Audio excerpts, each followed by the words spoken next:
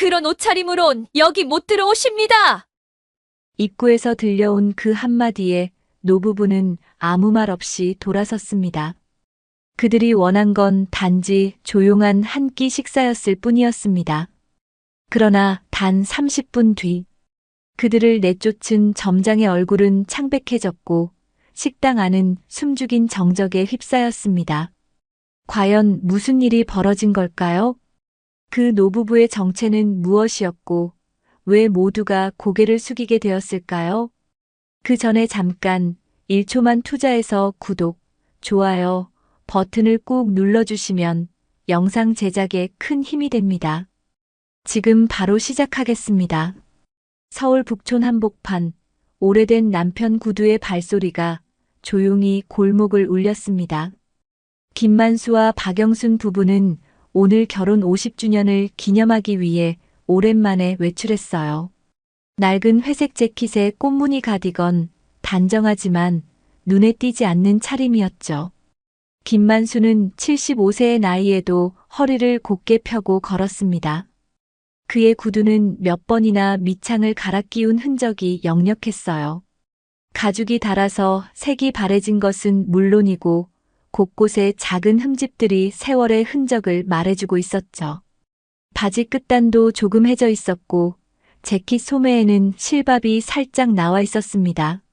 하지만 그의 걸음걸이에는 묘한 위엄이 있었어요. 마치 젊은 시절부터 많은 사람들 앞에서 당당하게 서 있던 사람의 품격이 몸에 밴 것 같았죠. 박영수는 72세의 나이답지 않게 단정한 모습이었어요. 머리는 깔끔하게 뒤로 넘겨 묶었고 화장기 없는 얼굴에는 온화한 미소가 떠올라 있었죠. 검소한 차림새였지만 그의 눈빛에는 깊은 지혜가 담겨 있었습니다. 평생을 남을 위해 살아온 사람만이 가질 수 있는 그런 따뜻함이 있었어요. 여보, 여기까지 오느라 힘들었지? 박영순이 김만수의 팔짱을 끼며 물었습니다. 그의 목소리에는 남편을 향한 깊은 애정이 담겨 있었어요. 아냐. 그저 자네랑 오래 걸었으니 그걸로 충분해. 김만수가 조용히 대답했어요. 그의 목소리는 낮지만 묵직했습니다. 50년을 함께 살아온 부부만이 나눌 수 있는 그런 대화였죠. 두 사람이 도착한 곳은 해울당이었습니다. 한옥을 개조한 고급 한정식 집으로 유명 인사들도 종종 찾는 곳이었죠. 전통 한옥의 멋을 살린 외관은 고급스러웠고 입구에는 정갈한 간판이 걸려 있었어요. 대문 앞에는 값비싼 차들이 몇 대 주차되어 있었고 옷차림이 화려한 손님들이 드나들고 있었습니다. 김만수와 박영수는 잠시 멈춰서서 식당을 바라봤어요. 다른 손님들과 자신들의 차림새를 비교하며 조금 주저하는 기색이 역력했죠. 괜찮을까요? 박영순이 작은 목소리로 물었습니다. 괜찮을 거야. 우리도 손님이니까. 김만수가 아내의 손을 꼭 잡으며 말했어요. 하지만 입구에서부터 시선이 곱지 않았습니다. 점장 조은결은 30대 후반의 나이로 깔끔한 정장 차림에 화장을 진하게 한 모습이었어요. 그는 날카로운 눈으로 노부부를 훑어보며 이렇게 말했습니다. 죄송하지만 복장 규정에 맞지 않아서 입장이 어렵습니다. 조은결의 시선은 차갑고 단호했어요. 김만수의 낡은 구두에서 시작해서 박영순의 소박한 가디건까지 훑어보는 그의 눈길에는 명백한 거부감이 담겨 있었죠. 마치 이런 손님들이 식당의 격을 떨어뜨린다는 생각이 얼굴에 그대로 드러나 있었어요. 복장 규정이라니요? 박영순이 조용히 물었습니다. 그의 목소리에는 당황스러움이 배어 있었어요. 네, 저희는 고급 한정식집입니다. 다른 손님들께 불편을 끼칠 수 있어서요. 조은결이 사무적으로 답했어요. 그의 말투에는 전혀 미안함이 느껴지지 않았습니다. 그렇다면 어떤 복장을 해야 하나요? 김만수가 차분하게 물었습니다. 최소한 정장이나 그에 준하는 복장을 해주셔야 합니다. 죄송합니다. 조은결이 고개를 살짝 숙이며 말했어요. 하지만 그의 표정에는 전혀 미안함이 없었죠. 김만수는 아무 말 없이 조은결을 바라봤습니다. 그의 눈에는 실망이나 분노가 아닌 묘한 이해의 빛이 스쳐 지나갔어요. 마치 이런 상황을 이미 예상했다는 듯한 표정이었죠. 오히려 조은결을 불쌍하게 바라보는 것 같았습니다. 알겠습니다. 실례했습니다. 김만수가 정중하게 고개를 숙였습니다. 부부는 조용히 고개를 끄덕이고 돌아서려 했어요. 그러나 김만수의 눈가에는 쓸쓸함이, 박영순의 입꼬리에는 묘한 미소가 맴돌았습니다. 그 미소에는 무언가 알 수 없는 깊이가 있었어요. 마치 모든 것을 이해하고 있다는 듯한 표정이었죠. 50년을 함께 살았는데 밥 한 끼 먹는 것도 쉽지 않네요. 박영순이 작은 목소리로 중얼거렸습니다. 괜찮아요. 다른 곳을 찾아보죠. 김만수가 아내의 어깨를 토닥이며 말했어요. 두 사람이 천천히 걸어나가는 뒷모습을 보며 조은결은 만족스러운 표정을 지었습니다. 그는 이미 다음 손님을 맞을 준비를 하고 있었어요. 마치 자신이 옳은 일을 했다는 듯한 표정이었죠. 하지만 그 순간 식당 한켠에서 이 모든 장면을 지켜보던 누군가가 있었습니다. 건물 매매 중개업자 하민우였죠. 그는 40대 중반의 나이로 평소에는 침착한 성격이었지만 지금은 얼굴이 하얗게 질려 있었어요. 하민우는 급히 핸드폰을 꺼내 전화를 걸기 시작했습니다. 그의 손이 미세하게 떨리고 있었죠. 여보세요? 지금 큰일 났습니다. 하민우의 목소리에는 다급함이 배어 있었어요. 노부부가 완전히 사라진 후 해율당은 다시 평소의 분위기로 돌아갔습니다. 하지만 무언가 예상치 못한 일이 곧 일어날 것만 같은 묘한 긴장감이 공기 중에 맴돌고 있었어요. 조은결은 아직 그 긴장감을 느끼지 못하고 있었지만 곧 그의 삶이 완전히 바뀔 것이라는 사실을 알지 못했죠. 가게를 나오자마자 옆 테이블에서 노부부를 쳐다보며 웅성거리는 고객들의 목소리가 들렸습니다. 조은결이 문을 닫는 순간 식당 안에서는 손님들이 수군거리기 시작했어요. 거지인 줄 알았어, 진짜. 요즘엔 이런 데까지 기웃거리네. 한 중년 여성이 친구에게 속삭였습니다. 맞아. 저런 사람들 들어오면 분위기 망쳐져. 점장이 잘했어. 옆자리 남성이 고개를 끄덕였어요. 아무리 그래도 좀 심한 것 같은데 젊은 여성이 조심스럽게 말했지만 다른 사람들은 별로 신경 쓰지 않았습니다. 조은결은 이런 반응을 보며 더욱 확신에 찬 표정을 지었어요. 그는 주방 안쪽으로 들어가며 주방장 오정호에게 이렇게 말했습니다. 이런 이미지로는 손님 떨어지니까요. 깔끔하게 잘랐습니다. 오정호는 50대 중반의 나이로 20년 넘게 주방 일을 해온 베테랑이었어요. 그는 조은결의 말을 듣고 미간을 찌푸렸습니다. 그래도 손님인데 그렇게 내쫓을 일은 아니었잖아요. 주방장님은 너무 순진하셔요. 장사가 뭔지 모르시는 거예요. 저런 사람들 받아주면 다른 손님들이 안 와요. 조은결이 단호하게 말했어요. 오정호는 더 이상 말하지 않았지만 마음이 편하지 않았습니다. 그는 젊은 시절 어려웠던 때를 떠올리며 씁쓸한 표정을 지었어요. 하지만 이 모습을 CCTV로 지켜보던 누군가, 건물 중개업자 하민우는 급히 전화를 걸기 시작했습니다. 그의 얼굴에는 공포에 가까운 표정이 떠올라 있었어요. 야, 이거 큰일 났다. 지금 누구 쫓아낸 건지 알아? 하민우가 다급한 목소리로 전화를 걸었습니다. 무슨 소리야? 누구를 쫓아냈다고? 상대방이 물었어요. 김만수 회장이야. 그분이 방금 여기서 쫓겨났어. 하민우의 목소리가 떨렸습니다. 뭐라고? 김만수 회장이 거기 왔다고? 상대방의 목소리도 급격히 높아졌어요. 아니, 처음엔 나도 몰랐어.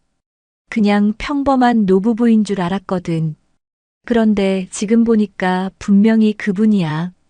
박영순 여사도 함께 왔어. 하민우는 식은땀을 흘리며 계속 설명했습니다. 그는 몇 년 전 김만수의 사진을 본 적이 있었거든요. 당시에는 정장을 입고 있어서 몰라봤지만 지금 생각해보니 분명히 그분이었어요. 이거 정말 큰일이다. 지금 당장 가서 사과해야 해. 상대방이 말했습니다. 그런데 이미 가셨어. 어떻게 해야 하지? 하민우가 절망적인 목소리로 말했어요. 한편 조은결은 여전히 자신의 행동에 대해 자부심을 느끼고 있었습니다. 그는 다른 직원들에게도 자신의 생각을 피력했어요. 여러분, 오늘 일을 잘 봤죠? 우리가 이런 식으로 확실하게 선을 그어야 해요. 그래야 진짜 돈 있는 손님들이 와요.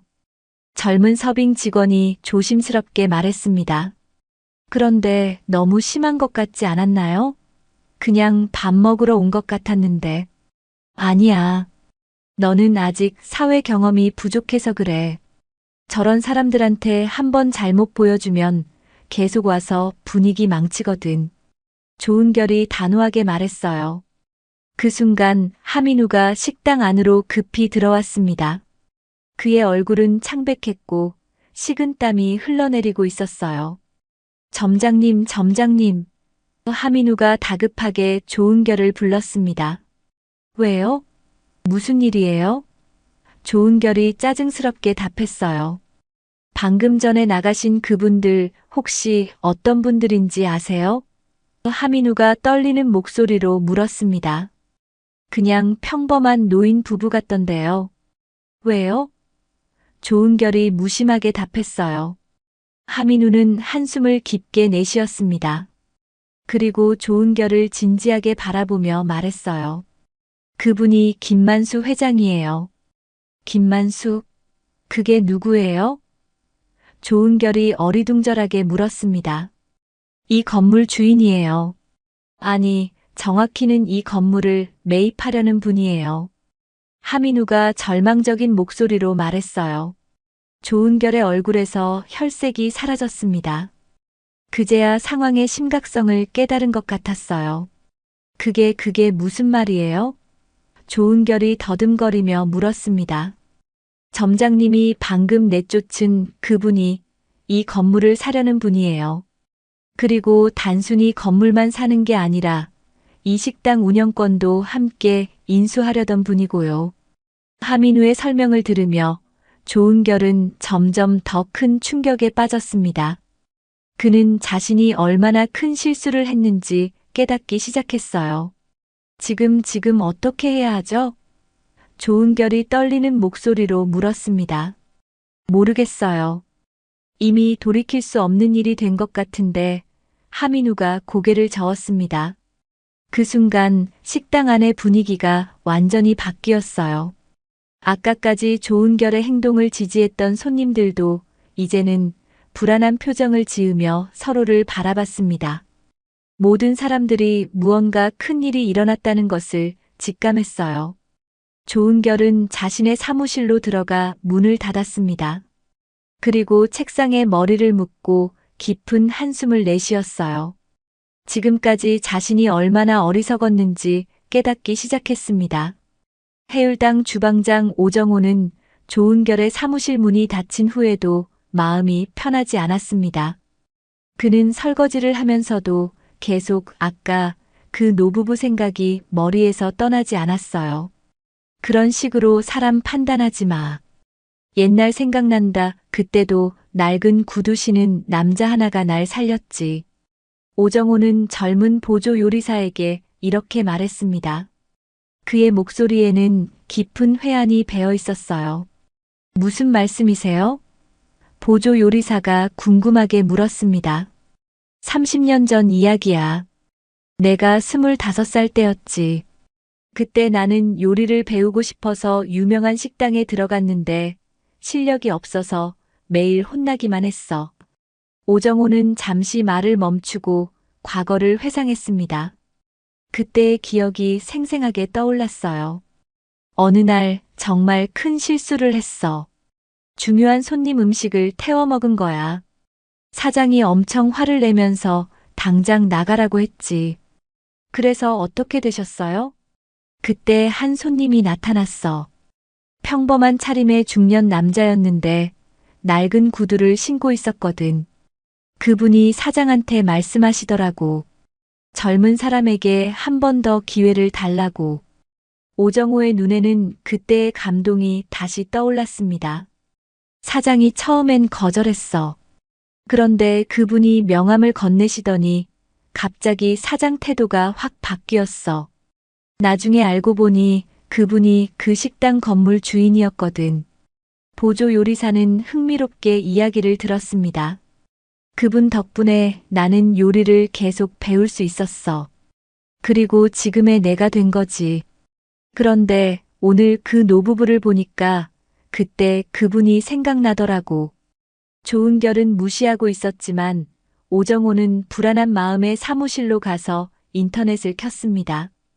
그리고 김만수라는 이름을 검색해 보기 시작했어요. 처음에는 별다른 정보가 나오지 않았습니다.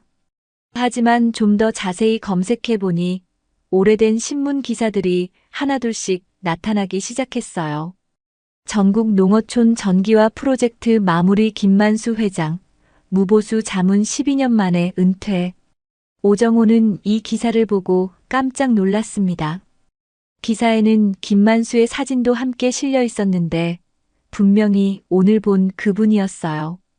기사를 더 읽어보니 김만수는 1970년대부터 시작해서 전국 농어촌 지역에 전기를 공급하는 프로젝트에 참여했다고 되어 있었어요. 그것도 일체의 보수를 받지 않고 자문 역할을 맡았다는 내용이었습니다. 이런 분이었구나. 오정호가 중얼거렸습니다. 또 다른 기사에서는 박영순에 대한 내용도 나왔어요. 지역복지사업 공로자 박영순 씨, 조용한 기부활동 40년 만에 알려져. 박영순은 50년 넘게 지역 주민들을 위한 복지사업에 헌신해왔다고 되어 있었습니다. 특히 어려운 가정의 아이들 교육비를 지원하고 독거노인들을 돌보는 일을 해왔다는 내용이었어요. 오정호는 더 많은 기사를 찾아봤습니다. 그러면서 김만수와 박영순 부부가 얼마나 대단한 분들인지 알게 되었어요. 김만수는 젊은 시절 토지 개발 회사를 운영했지만 개발보다는 지역 주민들의 삶의 질 향상에 더 관심이 많았다고 했습니다. 그래서 수익성보다는 공익성을 우선시하는 프로젝트들을 많이 진행했어요. 박영순 역시 남편과 함께 다양한 사회공헌 활동을 해왔다고 되어 있었습니다. 특히 유통업 분야에서 일하면서도 항상 소외된 계층을 위한 일들을 했다는 내용이 많았어요. 이런 분들을 내가 오정호는 자책하기 시작했습니다. 그 순간 컴퓨터 화면에 또 다른 기사가 떠올랐습니다. 은퇴 후에도 계속되는 나눔 김만수 마이너스 박영순 부부 조용한 선행 이어가. 이 기사는 불과 몇 달 전에 쓰인 것이었어요. 은퇴 후에도 두 사람이 계속해서 여러 사회 활동에 참여하고 있다는 내용이었습니다. 오정호는 두 손을 떨어뜨리며 이렇게 말했습니다. 저분이 그분이었어? 그의 목소리에는 충격과 후회가 섞여 있었어요. 자신이 30년 전에 도움을 받았던 그분과 오늘 쫓겨난 그분이 같은 사람일 수도 있다는 생각이 들었거든요. 오정호는 급히 조은결의 사무실로 달려갔습니다. 문을 두드리며 다급하게 말했어요. 점장님, 큰일 났어요. 뭐가 또 무슨 일이에요? 조은결이 짜증스럽게 문을 열었습니다. 아까 그분들 정말 대단한 분들이에요. 인터넷에 찾아보니까 기사가 엄청 많이 나와요. 오정호는 컴퓨터 화면을 조은결에게 보여주었습니다. 조은결의 얼굴은 점점 더 하얗게 변해갔어요. 이게 진짜예요? 조은결이 떨리는 목소리로 물었습니다. 네, 분명해요. 사진도 똑같고 이름도 김만수 맞아요. 조은결은 기사를 읽으면서 점점 더 큰 절망에 빠졌습니다. 자신이 얼마나 큰 실수를 했는지 이제야 완전히 깨달은 것이었어요. 나는 정말 어떻게 된 거예요? 조은결이 자책하며 말했습니다. 그 순간 식당 밖에서 여러 대의 차가 도착하는 소리가 들렸습니다. 뭔가 중요한 일이 일어날 것 같은 예감이 들었어요. 건물 중개업자 하민우는 다급히 해울당을 찾아왔습니다. 그의 얼굴에는 식은땀이 흘러내리고 있었고 평소의 침착함은 온데간데 없이 사라져 있었어요. 점장님. 하민우가 식당 안으로 뛰어들어오며 조은결을 찾았습니다. 지금 이 건물 매매 중인데 곧 매입자 오십니다. 근데 곧 거래 취소될 겁니다. 조은결은 어이없다는 듯 웃었습니다. 아직도 상황의 심각성을 완전히 이해하지 못하고 있었어요. 아니, 손님 한 명 돌려보냈다고 그게 무슨... 하민우는 조은결의 말을 끊으며 급하게 설명하기 시작했습니다. 점장님, 지금 상황을 이해 못하시는 것 같은데요. 아까 나가신 그분이 이 건물을 사려던 분이에요. 그게 무슨 말이에요? 설마 그 노인분이 이 건물을 살 돈이 있다는 거예요? 조은결이 여전히 믿지 못하겠다는 표정으로 말했습니다.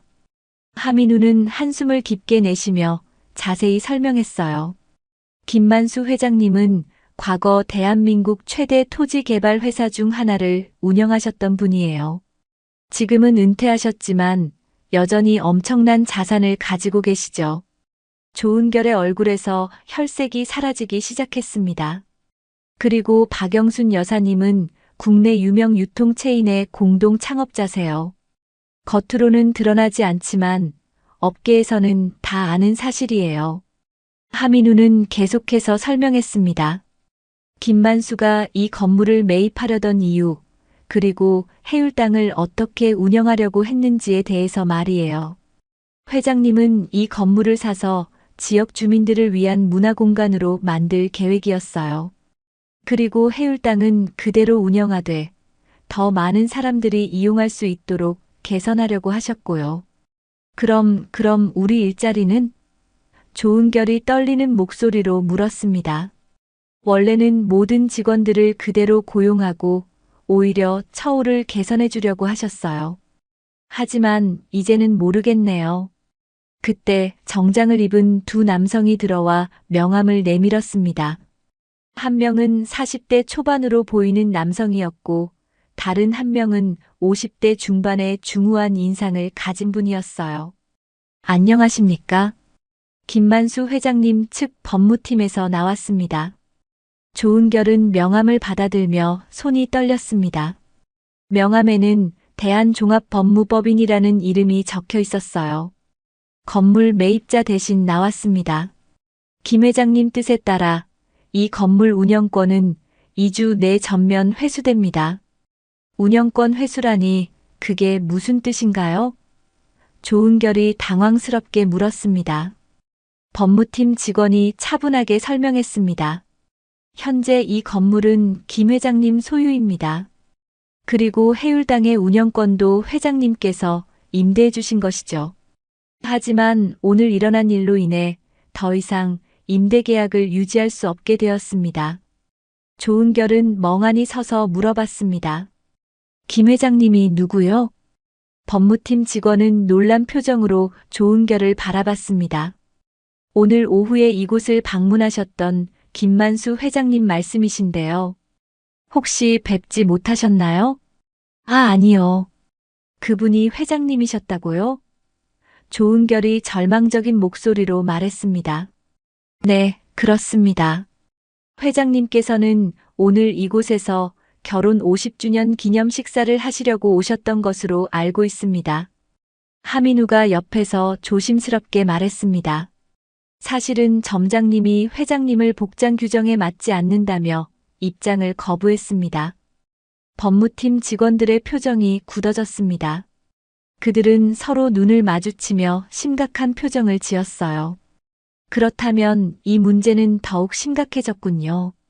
회장님께서는 단순히 건물 매매만 취소하시는 게 아니라 앞으로 이런 일이 재발하지 않도록 근본적인 조치를 취하실 것 같습니다. 근본적인 조치라니요? 조은결이 불안하게 물었습니다. 이 건물 전체를 다른 용도로 사용하실 가능성이 높습니다. 그렇게 되면 해울당은 완전히 문을 닫게 되겠죠. 조은결은 그제야 자신이 얼마나 큰 실수를 했는지 완전히 깨달았습니다. 단순히 손님 한 명을 돌려보낸 것이 아니라 자신과 모든 직원들의 미래를 망쳐버린 것이었어요. 혹시 사과할 기회는 없을까요?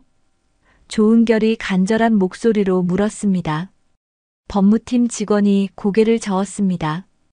회장님께서는 이미 결정을 내리셨습니다. 2주 후에는 이 건물에서 새로운 사업을 시작하실 예정이고 해율당과는 더 이상 관련이 없으실 겁니다.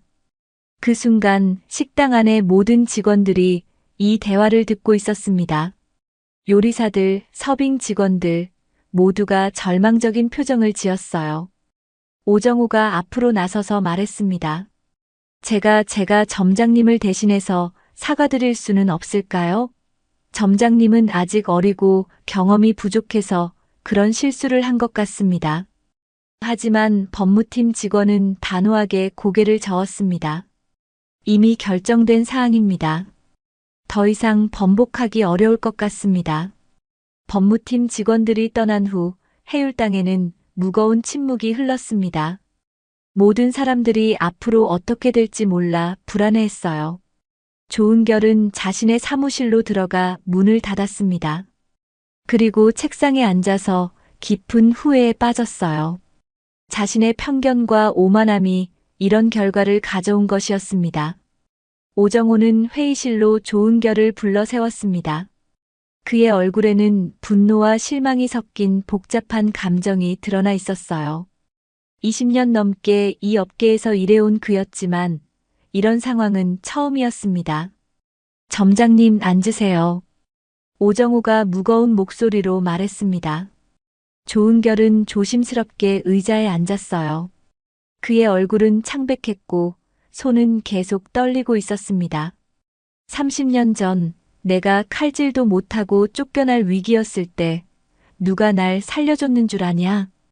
오정호는 천천히 이야기를 시작했습니다. 그의 목소리에는 깊은 감정이 배어 있었어요. 그때 나는 정말 절망적이었어. 25살이었는데 요리 외에는 할 줄 아는 게 없었거든. 그런데 계속 실수만 하니까 사장이 나가라고 했지. 조은결은 고개를 들지 못하고 듣고 있었습니다. 그때 한 분이 나타나셨어. 평범한 중년 남자분이었는데 그때도 낡은 구두를 신고 계셨지. 옷차림도 전혀 화려하지 않았고. 오정호는 잠시 말을 멈추고 과거를 회상했습니다. 그때의 기억이 생생하게 떠올랐어요. 그분이 사장한테 말씀하시더라고. 젊은 사람에게 한 번 더 기회를 주시면 안 되겠습니까? 하고. 사장이 처음엔 거절했어. 그런데 명함을 보더니 갑자기 태도가 바뀌었지. 그래서 어떻게 되셨어요? 조은결이 작은 목소리로 물었습니다. 그분 덕분에 나는 다시 기회를 얻었어. 그리고 그분이 개인적으로 요리 선생님까지 소개해 주셨지. 학원비도 내주시고. 오정호의 눈에는 그때의 감동이 다시 떠올랐습니다. 나중에 알고 보니 그분이 그 식당 건물 주인이셨어. 그런데 전혀 티를 내지 않으셨지. 그냥 한 사람의 인생을 걱정해 주시는 마음으로 도와주신 거야. 조은결의 얼굴이 점점 더 하얗게 질렸습니다. 그분이 없었다면 지금의 내가 있을 수 없었어. 그런데 오늘 그런 은혜로운 분을 내가 어떻게 대했는지 알아? 오정호의 목소리가 높아졌습니다. 아무것도 모르고 그냥 지켜만 봤어. 점장님이 그분을 내쫓는 걸 보면서도 말리지 못했다고. 조은결은 고개를 들지 못했습니다. 자신이 얼마나 큰 실수를 했는지 이제 완전히 깨달았어요.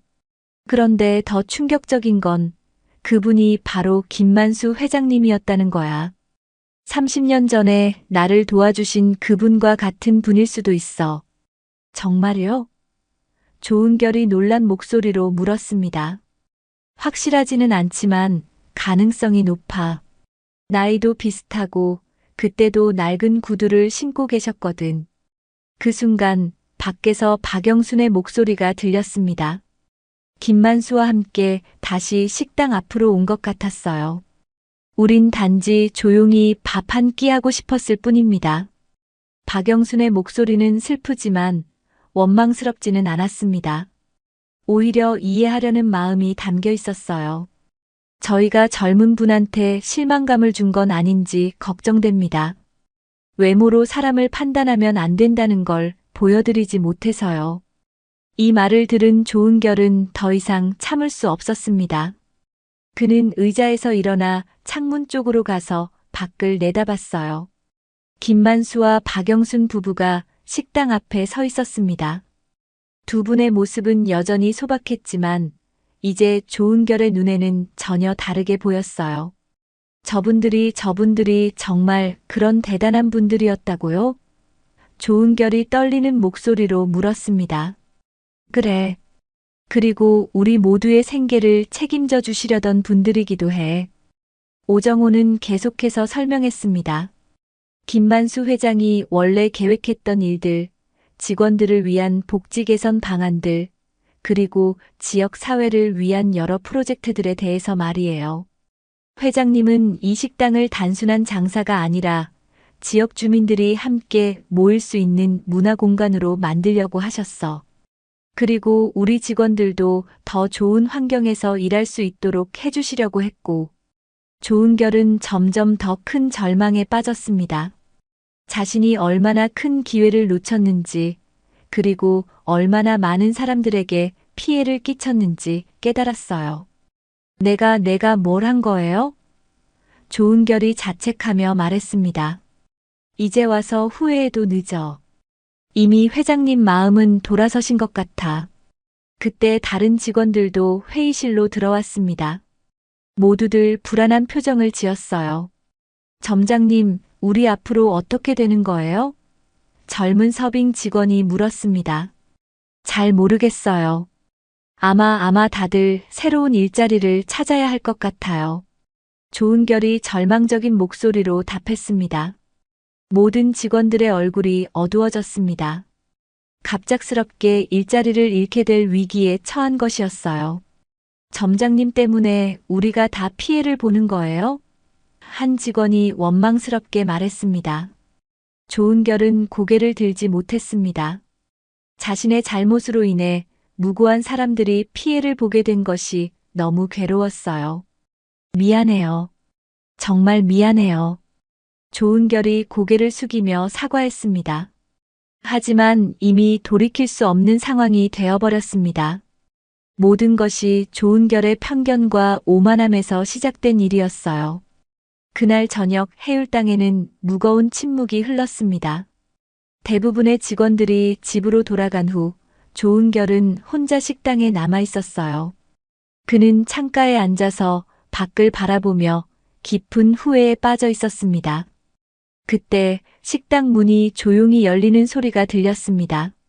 조은결이 고개를 돌려보니 김만수와 박영순 부부가 들어오고 있었어요. 조은결은 깜짝 놀라서 자리에서 일어났습니다. 그의 얼굴은 순식간에 창백해졌어요. 회장님, 여사님, 조은결이 떨리는 목소리로 말했습니다. 김만수는 조용히 한켠 테이블에 앉았습니다. 그의 표정은 화가 나 있지도 차갑지도 않았어요. 오히려 조용한 슬픔이 느껴졌습니다. 사람은 눈에 보이는 걸로 판단하면 안 됩니다. 젊은 분이라면 그쯤은 아셔야죠. 김만수의 목소리는 여전히 온화했습니다. 조은결을 꾸짖는 것이 아니라 마치 자신의 손자에게 인생의 교훈을 전해주는 할아버지 같았어요. 박영수는 주방 쪽으로 가서 직원들에게 음식을 나눠주기 시작했습니다. 아직 일을 마치지 못한 몇 명의 직원들이 있었거든요. 이 집 음식은 맛있네요. 젊은 분들 솜씨가 살아있어요. 그러니 더 겸손해야 해요. 박영순의 말에는 원망이 전혀 없었습니다. 오히려 따뜻한 격려가 담겨 있었어요. 오정호가 주방에서 나와서 김만수에게 깊이 고개를 숙였습니다. 회장님, 정말 죄송합니다. 제가 점장을 제대로 교육하지 못했습니다. 아니에요. 젊은 사람이 실수할 수 있죠. 다만 그 실수에서 무엇을 배우느냐가 중요합니다. 김만수는 조은결을 바라보며 말했습니다. 저는 정말 죄송합니다.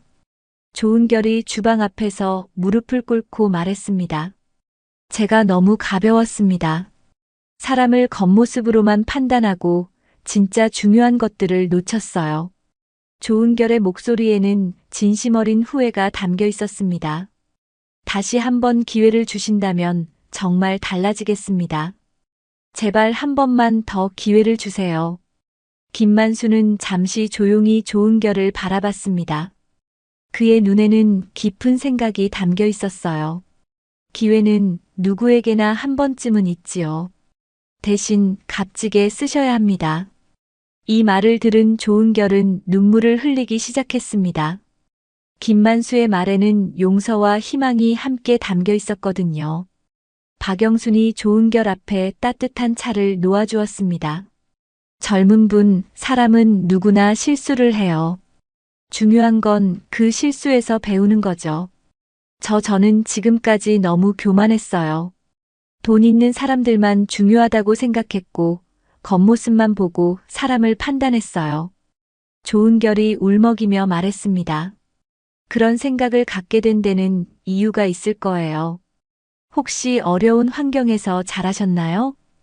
박영순이 다정하게 물었습니다. 조은결이 고개를 끄덕였습니다. 네, 어릴 때 집이 가난했어요. 그래서 항상 다른 사람들에게 무시당하는 게 싫었어요. 그래서 돈 있는 사람들에게는 잘 보이려고 하고 가난해 보이는 사람들에게는 차별을 했던 것 같아요. 김만수가 조용히 말했습니다. 그 마음 이해합니다. 저도 젊은 시절에는 비슷했거든요. 하지만 나이가 들어보니 진짜 중요한 건 사람의 마음이더라고요. 회장님도 그런 시절이 있으셨어요? 조은결이 놀란 듯 물었습니다. 물론이죠. 저도 처음에는 성공하고 싶어서 사람들을 이용하려고만 했어요. 하지만 그렇게 살면 진짜 행복해지지 못한다는 걸 깨달았죠. 박영순이 덧붙여 말했습니다. 우리도 젊은 시절에는 많은 실수를 했어요. 하지만 그 실수들이 우리를 더 나은 사람으로 만들어줬죠. 조은결은 두 분의 말을 들으며 점점 더 많은 것을 깨달았습니다.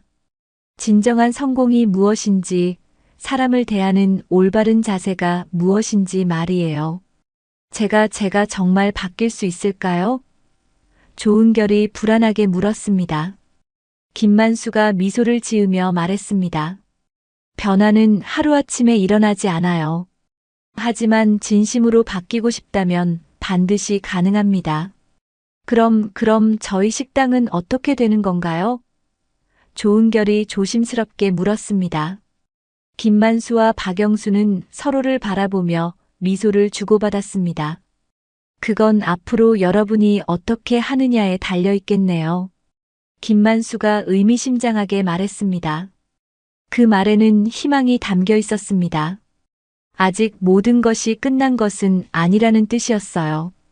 조은결은 그제야 안도의 한숨을 내쉬었습니다. 그리고 마음속으로 다짐했어요. 앞으로는 절대로 사람을 겉모습으로 판단하지 않겠다고, 진정으로 겸손한 사람이 되겠다고 말이죠. 그날 밤 해율땅에는 새로운 희망의 빛이 비치기 시작했습니다. 며칠 후 해율땅은 임시 휴업에 들어갔습니다. 김만수 회장의 결정에 따라 식당 전체를 리뉴얼하기로 한 것이었어요. 하지만 이번 리뉴얼은 단순한 인테리어 변경이 아니었습니다. 오정호가 새로운 점장으로 임명되었습니다. 그는 30년 가까운 경험과 김만수 회장과의 오랜 인연을 바탕으로 식당을 이끌어가게 되었어요.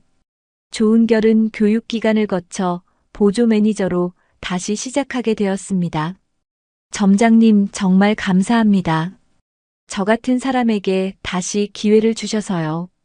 조은결이 오정호에게 깊이 고개를 숙이며 말했습니다. 기회는 누구에게나 있어. 중요한 건 그 기회를 어떻게 활용하느냐야. 오정호가 김만수 회장의 말을 되새기며 답했어요. 리뉴얼 기간 동안 조은결은 많은 것을 배웠습니다. 김만수 회장이 직접 마련해준 서비스 교육 프로그램에 참여하면서 진정한 환대의 의미를 깨달았어요.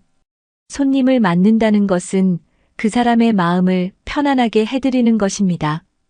외모나 지위가 아니라 한 사람의 인격을 존중하는 것이죠.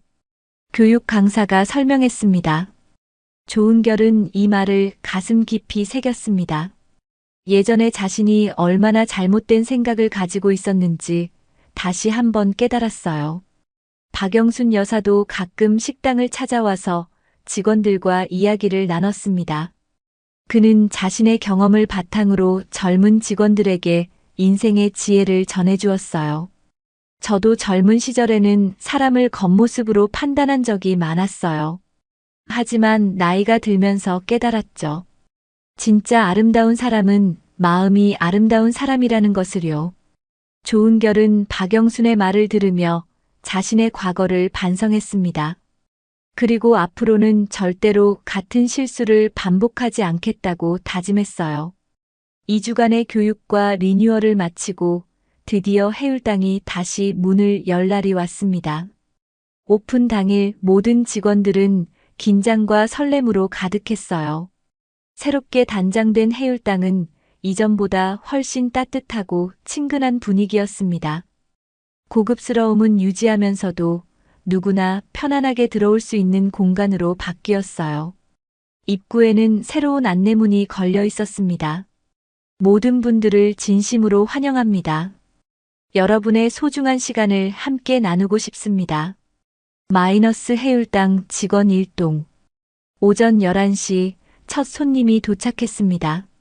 김만수와 박영순 부부였어요. 예약 없이 왔습니다. 이번엔 괜찮을까요? 김만수가 미소를 지으며 말했습니다.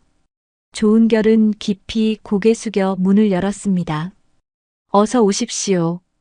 기다리고 있었습니다. 그의 목소리에는 진심 어린 환영의 마음이 담겨 있었어요. 예전의 오만함은 온데간데 없이 사라지고 진정한 서비스 정신이 느껴졌습니다. 김만수와 박영수는 창가 자리에 앉았습니다. 그들이 처음 왔을 때 앉고 싶어 했던 바로 그 자리였어요. 많이 달라졌네요. 박영순이 식당 내부를 둘러보며 말했습니다. 네, 회장님과 여사님 덕분입니다. 조은결이 정중하게 답했어요. 오정우가 직접 메뉴를 설명했습니다. 새로운 요리들도 추가되었고 가격도 더 합리적으로 조정되었어요. 오늘은 특별한 날이니까 저희가 정성껏 준비한 코스 요리를 드시는 게 어떨까요? 오정우가 제안했습니다. 좋습니다. 젊은 분들이 정성껏 준비해 주신 음식이라면 뭐든 맛있을 것 같아요. 김만수가 웃으며 답했어요. 요리가 나오는 동안 김만수와 박영수는 직원들과 자연스럽게 대화를 나눴습니다. 예전과는 완전히 다른 분위기였어요. 조은결 씨, 많이 달라지셨네요. 박영순이 조은결에게 말했습니다. 네, 정말 많은 것을 배웠습니다. 앞으로도 계속 배워나가겠습니다. 조은결이 겸손하게 답했어요. 점심시간이 지나면서 다른 손님들도 하나둘씩 들어오기 시작했습니다. 소문을 들은 지역 주민들, 그리고 해울당의 변화를 궁금해하는 사람들이었어요. 놀랍게도 모든 손님들이 만족스러워했습니다. 음식의 맛은 그대로였지만 서비스의 질이 훨씬 좋아졌거든요. 여기 분위기가 정말 좋아졌네요. 직원들도 친절하고 한 손님이 만족스럽게 말했습니다. 맞아요. 예전에는 좀 부담스러웠는데 이제는 편안하게 올 수 있을 것 같아요. 다른 손님이 동의했어요. 조은결은 이런 반응을 보며 뿌듯함을 느꼈습니다. 진정한 서비스가 무엇인지 깨달은 것이었어요. 오후 늦게 김만수와 박영순이 식사를 마치고 일어났습니다. 정말 맛있었습니다. 앞으로도 자주 오겠습니다. 김만수가 만족스럽게 말했어요. 감사합니다. 항상 최선을 다하겠습니다. 조은결과 오정호가 함께 인사했습니다. 그들이 떠난 후 해율당에는 새로운 희망이 가득했습니다. 모든 직원들이 하나가 되어 최고의 서비스를 제공하겠다는 의지로 충만했어요. 그날 저녁 조은결은 거울을 보며 자신에게 말했습니다. 이제 진짜 새로운 시작이야. 절대로 예전의 내가 되지 않을 거야. 해율당의 재개장은 성공적이었습니다. 그리고 이것은 모든 사람에게 새로운 시작을 의미했어요. 몇 달이 흘렀습니다. 해율당은 지역에서 가장 사랑받는 식당 중 하나가 되었어요. 단순히 음식이 맛있어서가 아니라 진정한 환대의 마음으로 모든 손님을 맞이하기 때문이었습니다. 어느 따뜻한 가을 오후 김만수와 박영순 부부가 다시 해율당을 찾았습니다. 이제는 단골 손님이 된 그들이었지만 여전히 소박한 차림으로 왔어요. 어서 오세요, 회장님, 여사님. 조은결이 밝은 미소로 맞이했습니다. 오늘은 특별한 날이에요. 저희 결혼 50주년 기념일이거든요. 박영순이 환하게 웃으며 말했어요. 정말요? 축하드립니다. 조은결과 오정호가 함께 축하 인사를 건넸습니다. 그럼 오늘은 저희가 특별히 준비한 코스 요리로 대접해드리겠습니다. 오정호가 기쁘게 말했어요. 김만수와 박영수는 창가 자리에 앉았습니다. 그 자리는 이제 그들만의 특별한 자리가 되었어요. 햇살이 따뜻하게 들어오는 그곳에서 두 분은 지난 50년을 되돌아보며 이야기를 나눴습니다.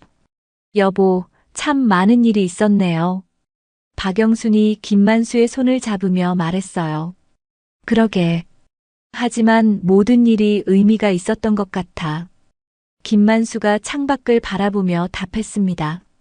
식사가 끝난 뒤 김만수는 창가에 앉아 고요히 말했습니다. 사람이 자기가 누군지를 말하지 않고도 존중받을 수 있는 세상이 오면 좋겠지. 그의 목소리에는 깊은 철학이 담겨 있었어요.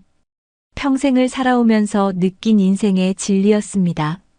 박영수는 그의 손을 꼭 잡으며 말했어요. 그 시작이 이 집이었으면 좋겠네요. 두 분의 대화를 들은 조은결은 가슴이 뭉클해졌습니다.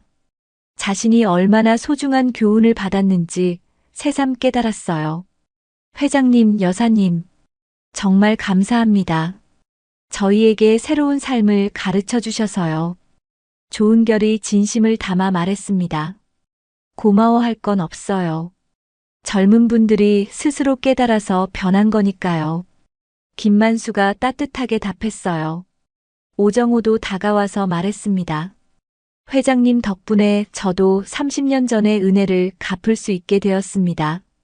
이제는 제가 다른 젊은 사람들을 도울 차례인 것 같아요. 그렇게 생각해 주시니 고맙습니다. 좋은 일은 계속 이어져야 하는 법이니까요. 박영순이 미소 지으며 말했어요. 그날 저녁 다른 손님들도 김만수와 박영순 부부의 결혼 50주년을 축하해 주었습니다. 식당 전체가 따뜻한 축제 분위기로 가득했어요. 정말 부러워요. 50년을 함께 사셨다니. 젊은 커플이 부러워하며 말했습니다. 비결이 뭐예요? 다른 손님이 궁금해하며 물었어요. 서로를 있는 그대로 받아들이는 거예요. 겉모습이 아니라 마음을 보는 거죠. 박영순이 지혜롭게 답했습니다. 김만수도 덧붙여 말했어요. 그리고 언제나 겸손한 마음을 잃지 않는 것. 나이가 들수록 배울 게 많다는 걸 깨닫게 됩니다. 그들의 말을 들은 모든 사람들이 고개를 끄덕였습니다. 진정한 사랑과 인생의 지혜가 무엇인지 느낄 수 있었어요. 밤이 깊어갈 무렵 김만수와 박영수는 자리에서 일어났습니다. 오늘 정말 행복한 하루였어요. 모든 분들 덕분이에요. 박영순이 직원들과 손님들에게 인사했습니다.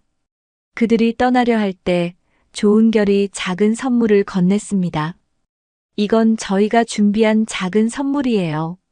50주년을 기념해서요. 선물을 열어보니 아름다운 액자에 든 사진이었습니다. 해울당에서 찍은 김만수와 박영순의 모습이 담겨 있었어요. 정말 고마워요. 소중히 간직하겠습니다. 김만수가 감동받으며 말했어요.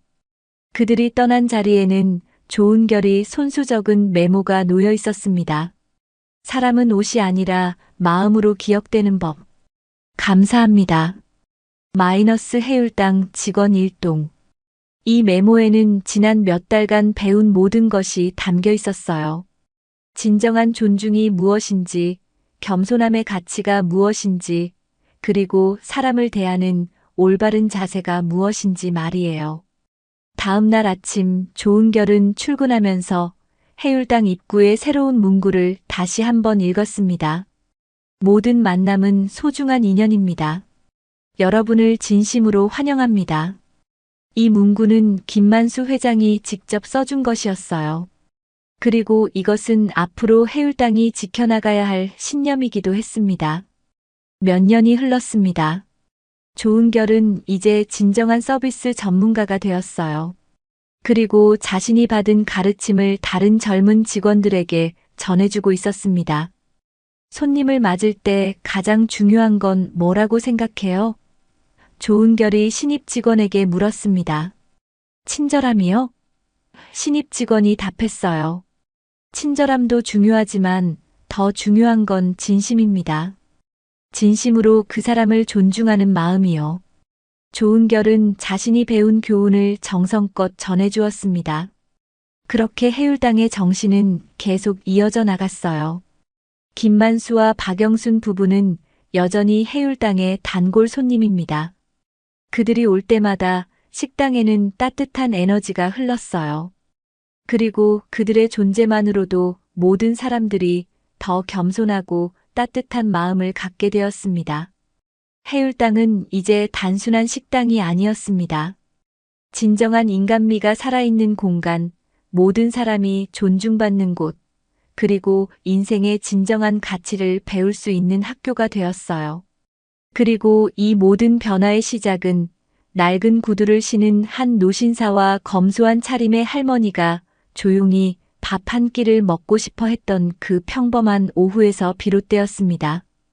오늘 영상 즐겁게 보셨나요? 그렇다면 댓글로 여러분이 지금 어디에서 보고 계신지 남겨주세요. 여러분의 소중한 이야기도 꼭 듣고 싶습니다. 항상 함께 해주셔서 감사합니다. 인생 테라스였습니다. 10,000원! 그깟 10,000원 때문에 우리 인생이 다 무너졌다고요? 지하철역 앞 떨리는 손으로 돈을 내미는 한 소녀. 그리고 다음 날 여고 앞에 멈춰선 검은 제네시스. 그 안에서 내린 남자는 말했다. 어제 그 10,000원. 우리 아버지 인생을 바꿔놨습니다. 순간 멈춘 시간, 모두가 고개를 드는 순간. 도대체 무슨 일이 벌어진 걸까?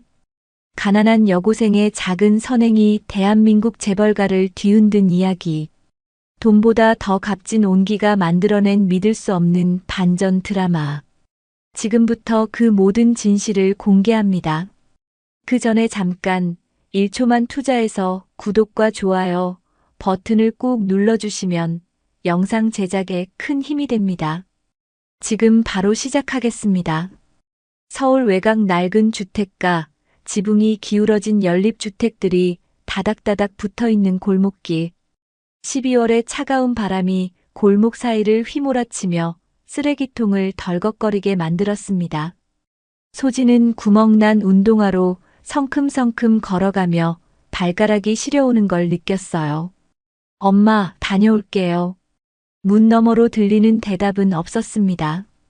어머니는 또 허리 디스크가 도져서 이불 속에서 끙끙 앓고 계셨거든요. 소진은 문 밖에 놓인 우유병을 들고 냉장고에 넣었습니다. 어제 편의점 아르바이트로 번 돈 중에서 1,000원을 따로 빼놓고 산 우유였어요.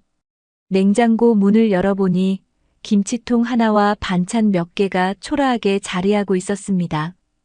소진은 김치 한 조각을 집어먹으며 가방을 챙겼어요.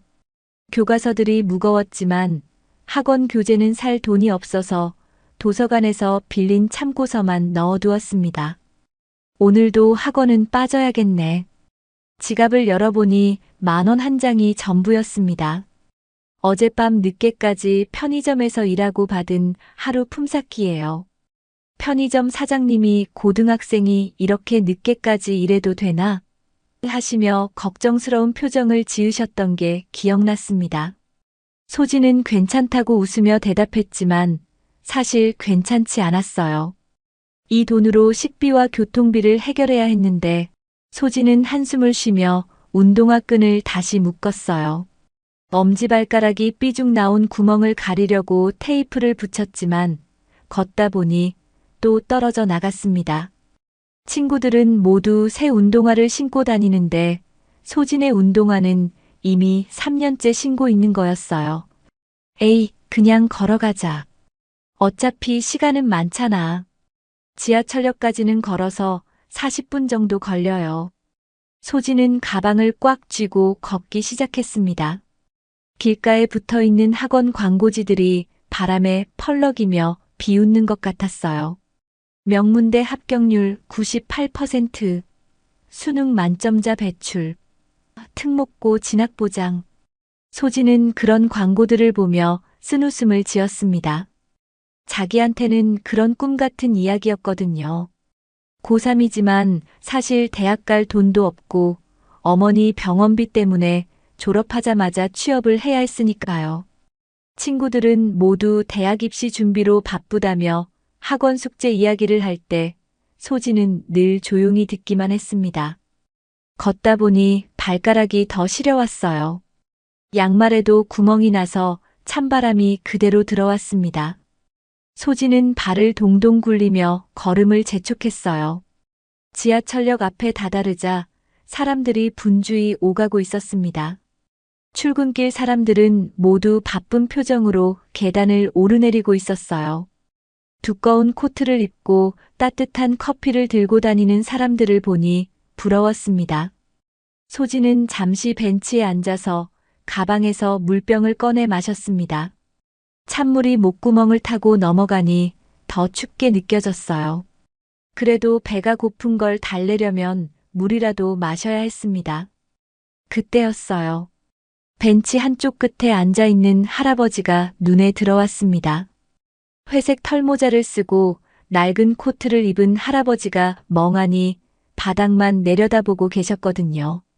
할아버지의 어깨가 작게 떨리고 있었어요. 괜찮으세요? 소진이 다가가서 조심스럽게 물었습니다. 할아버지는 고개를 들어 소진을 바라보셨어요. 주름진 얼굴에 눈물이 글썽이고 있었습니다. 아무것도 안 괜찮아. 지갑이 사라졌어. 집에도 못 가고. 할아버지의 목소리는 떨리고 있었어요. 소진은 주변을 둘러보며 혹시 지갑이 떨어져 있나 찾아봤지만 보이지 않았습니다. 혹시 경찰서에 신고하셨어요? 응, 했는데 찾을 수 있을지 모르겠다고 하더라고. 나이가 많으니까 대충 넘어가는 것 같아. 할아버지는 주머니를 뒤적이며 한숨을 쉬셨습니다. 지갑에 집 열쇠도 있었는데 어떻게 들어가지? 소진은 할아버지의 떨리는 손을 보며 가슴이 먹먹해졌습니다. 자기도 어렵지만 이 할아버지는 지금 당장 집에도 못 가는 상황이었거든요. 배고프시죠? 아침 드셨어요? 할아버지는 고개를 저으셨습니다. 어젯밤부터 아무것도 못 먹었어. 소진은 지갑을 열어 10,000원짜리 한 장을 꺼냈어요. 오늘 하루 종일 써야 할 돈이었지만 이 할아버지가 더 급해 보였습니다. 자기는 젊으니까 하루쯤 굶어도 되지만 할아버지는 그러면 안 될 것 같았어요. 이 돈으로 따뜻한 밥이라도 드세요. 저는 그냥 걸어가면 돼요. 할아버지는 소진을 바라보며 눈을 깜빡였습니다. 아이고, 이걸 어떻게 받아. 너도 학생인데. 괜찮아요. 정말 괜찮아요. 저는 집에 가면 뭐라도 있는데 할아버지는 지금 당장 드실 게 없으시잖아요. 소진은 할아버지의 손에 10,000원을 쥐어드렸습니다. 할아버지의 손은 너무 차가웠어요. 고맙다. 정말 고맙다, 아가야. 내 이름이 뭐니? 소진이에요. 소진이. 고마워, 소진아. 할아버지가 평생 잊지 않을게. 할아버지는 아무 말 없이 그러나 떨리는 손으로 돈을 받아들고 깊이 고개를 숙였습니다. 소진은 할아버지의 어깨를 살짝 두드리며 일어섰어요. 저는 이만 가볼게요. 몸 따뜻하게 하세요. 소진은 가방을 메고 걷기 시작했습니다. 뒤돌아보니 할아버지가 여전히 고개를 숙이고 계셨어요. 소진은 한 번 더 손을 흔들고 골목길로 사라졌습니다. 집에 돌아가는 길, 소진은 빈 지갑을 만지며 생각했어요. 오늘은 밥을 한 끼 굶어야겠지만 할아버지가 따뜻한 밥을 드실 수 있다면 그걸로 충분했습니다. 그날 밤 소진은 물 한 잔으로 저녁을 대신하며 내일 편의점 아르바이트를 더 열심히 해야겠다고 다짐했습니다. 어머니가 밥은 먹었니? 하고 물어보실 때 소진은 네, 맛있게 먹었어요. 하고 대답했어요. 거짓말이었지만 어머니를 걱정시키고 싶지 않았거든요. 다음 날 아침 소진은 평소보다 일찍 일어났습니다. 어머니가 새벽에 화장실 가시느라 끙끙 앓는 소리가 들렸거든요. 소진은 조용히 일어나서 어머니 방문을 살짝 열어봤어요. 엄마, 괜찮으세요? 응, 괜찮아. 너는 학교 갈 준비해. 어머니의 목소리는 여전히 아팠지만 소진을 걱정시키지 않으려고 애쓰고 계셨습니다.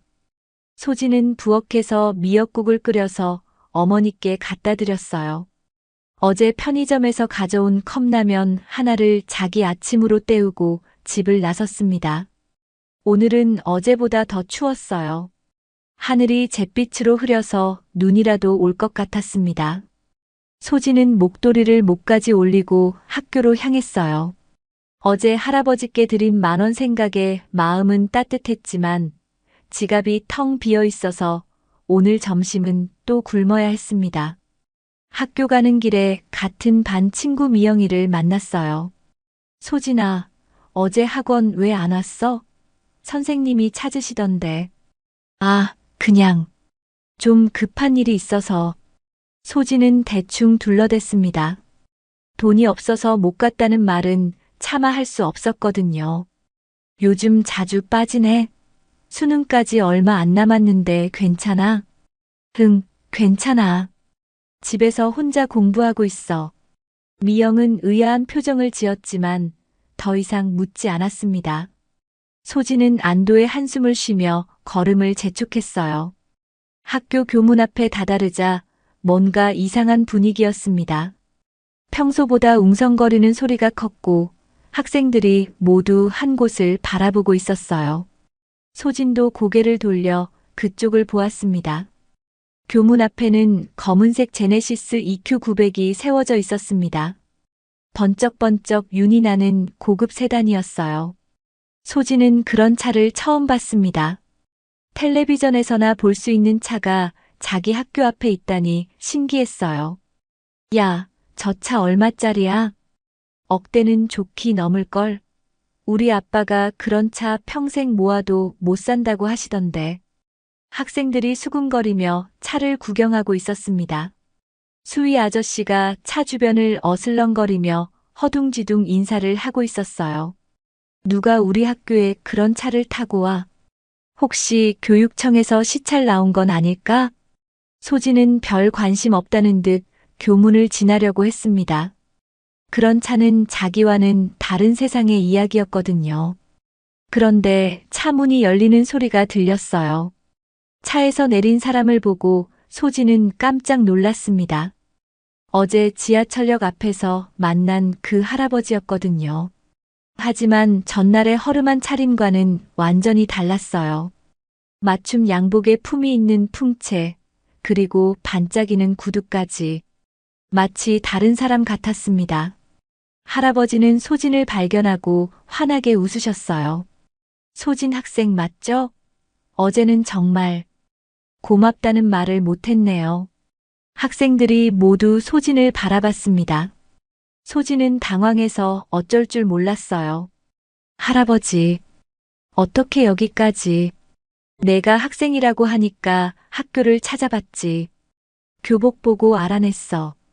그때 운전석에서 또 다른 사람이 내렸습니다. 30대 중반으로 보이는 남자였는데 차가운 인상에 깍듯한 말투였어요. 안녕하세요. 성신그룹 부사장 정우입니다. 정우는 소진에게 정중하게 인사했지만 눈빛은 차갑게 느껴졌습니다. 성신그룹이요? 소진은 그 이름을 들어본 적이 있었어요. 텔레비전 광고에서 자주 나오는 대기업이었거든요. 건설, 유통, 금융까지 손대지 않는 분야가 없는 재벌그룹이었습니다. 아버지가 살아생전 그렇게 환하게 웃는 걸 처음 봤습니다. 정우는 할아버지를 바라보며 말했어요. 그게 10,000원 덕분이었다니 아이러니하군요. 할아버지는 정우를 나무라는 듯 쳐다보셨습니다. 정우야, 그런 식으로 말하는 게 아니야. 이 아이는 정말 순수한 마음으로 도와준 거야. 죄송합니다, 아버지. 정우는 고개를 숙였지만 소진을 바라보는 눈빛은 여전히 차가웠어요. 학생들이 점점 더 몰려들었습니다. 성신그룹이라는 이름을 들으니 더 관심을 보였거든요. 소진이가 성신그룹 회장님을 도와드렸다고? 어떻게 도와드린 거야? 친구들이 궁금해했지만 소진은 대답할 수가 없었어요. 어제 10,000원을 드린 일이 이렇게 커질 줄은 몰랐거든요. 할아버지는 소진의 손을 잡으셨습니다. 소진아, 할아버지가 너에게 제대로 된 고마움을 표하고 싶어. 시간 있을 때 우리 집에 놀러 오지 않겠니? 아니에요, 할아버지. 그런 건 안 받아도 돼요. 소진은 손을 흔들며 사양했어요. 하지만 할아버지는 고집스럽게 고개를 저으셨습니다. 안 돼. 받은 건 갚아야 해. 내가 준 그 마음 할아버지가 평생 잊지 않을 거야. 정우가 시계를 보며 말했습니다. 아버지, 시간이 늦어지고 있습니다. 이사회 회의가 있으시잖아요. 아, 그렇구나. 소진아, 이 명함 받아둬. 언제든지 연락해. 할아버지는 고급스러운 명함을 소진에게 건네셨어요. 명함에는 성신그룹 명예회장 성태준이라고 적혀 있었습니다. 명예회장님이세요? 소진은 놀라서 물었어요.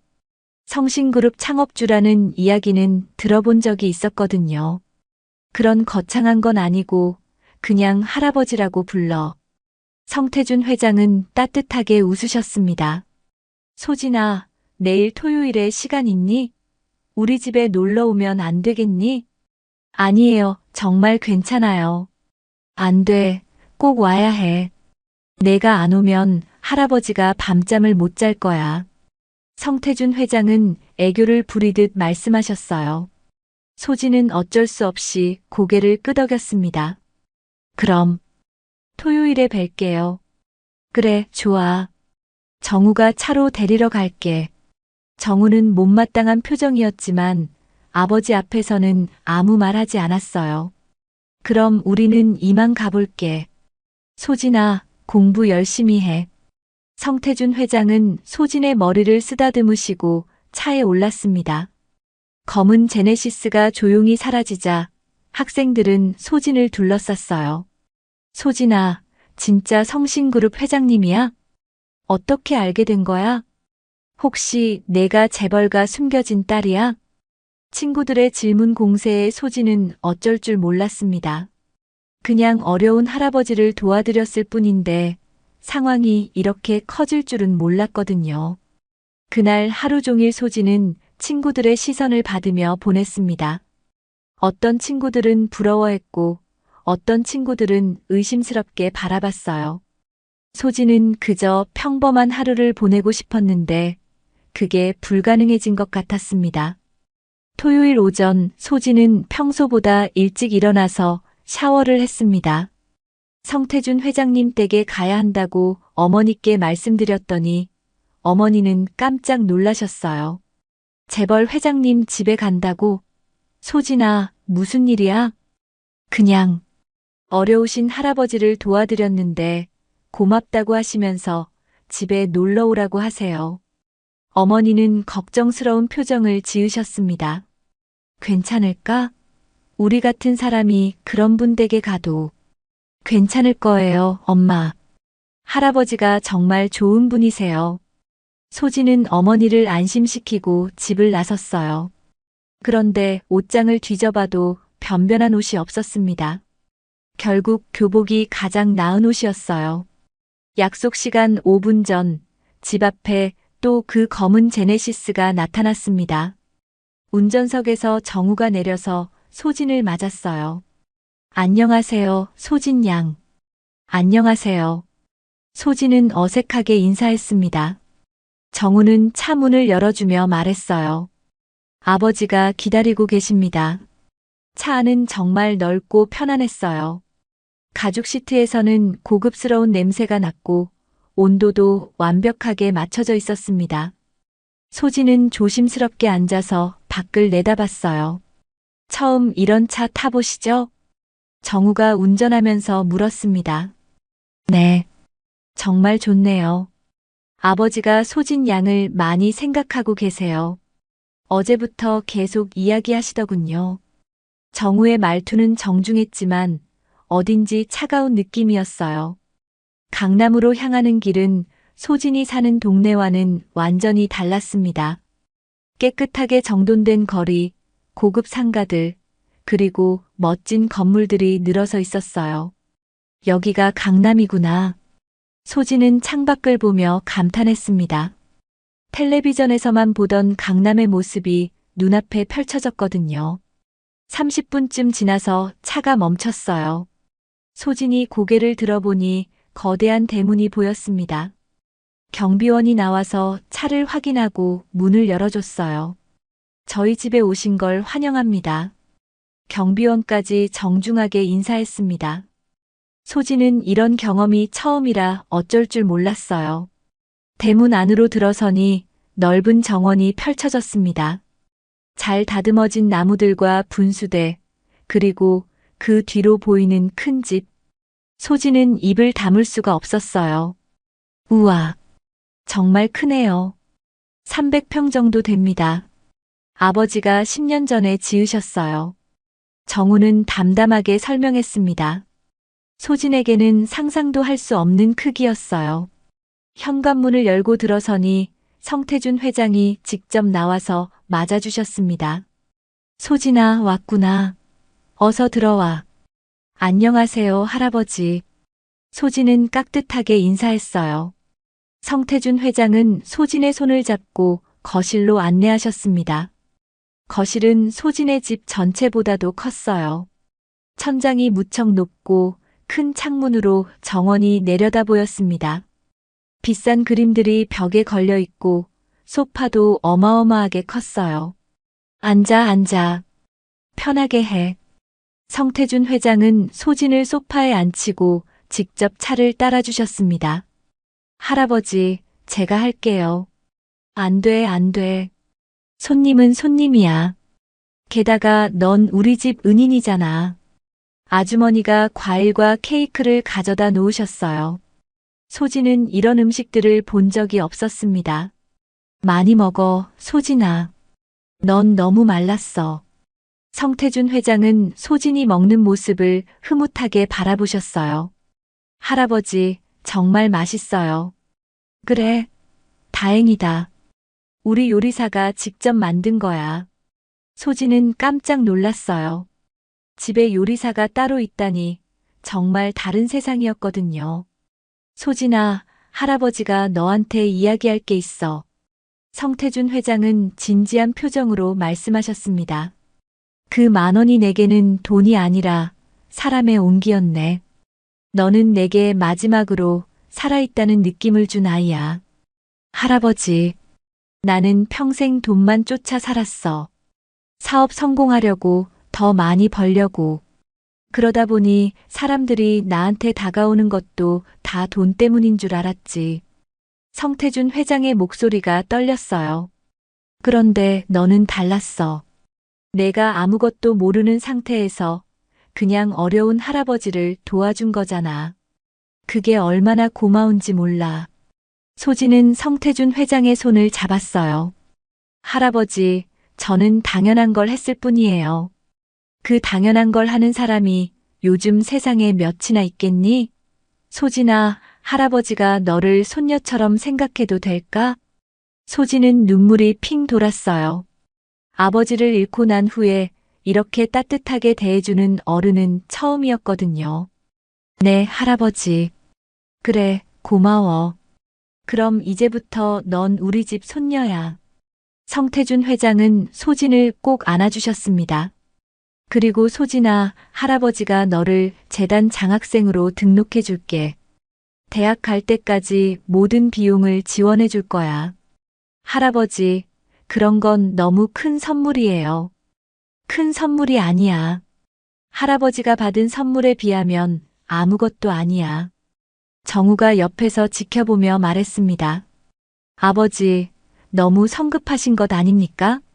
성급하다니, 뭐가 성급해? 이 아이만큼 순수한 마음을 가진 아이를 본 적이 있니? 하지만, 정우야, 내 말은 그만 들을게. 이건 내가 결정할 일이야. 성태준 회장은 단호하게 말씀하셨어요. 정우는 더 이상 말하지 않았지만 표정이 좋지 않았습니다. 그날 오후 소진은 성태준 회장과 함께 정원을 산책했어요. 회장은 소진에게 자신의 어린 시절 이야기도 해주시고 소진의 꿈에 대해서도 물어보셨습니다. 소진아, 장래 희망이 뭐니? 사회복지사가 되고 싶어요. 어려운 사람들을 도와주는 일을 하고 싶거든요. 역시 착한 아이답네. 그런 꿈을 가진 너라면 분명히 훌륭한 사람이 될 거야. 해가 저물어 갈 때쯤 소진은 집으로 돌아갈 시간이 되었어요. 소진아, 자주 놀러와. 할아버지가 외로워서 견딜 수가 없겠어. 네, 할아버지. 자주 올게요. 차 안에서 정우가 말했습니다. 소진 양, 오늘 아버지가 많이 기뻐하셨네요. 할아버지가 정말 좋은 분이세요. 그렇긴 하지만 너무 성급하게 결정하시는 경향이 있어요. 조심하시길. 정우의 말에 뭔가 의미심장한 게 있었지만 소진은 그냥 넘어갔어요. 집에 도착해서 어머니께 오늘 있었던 일을 이야기해 드렸더니 어머니는 놀라면서도 걱정하셨어요. 소진아, 너무 큰 선물을 받는 것 같아서 걱정되네. 괜찮을 거예요, 엄마. 할아버지가 정말 좋은 분이세요. 하지만 그날 밤 소진은 잠이 오지 않았어요. 정우의 차가운 눈빛과 의미심장한 말이 계속 생각났거든요.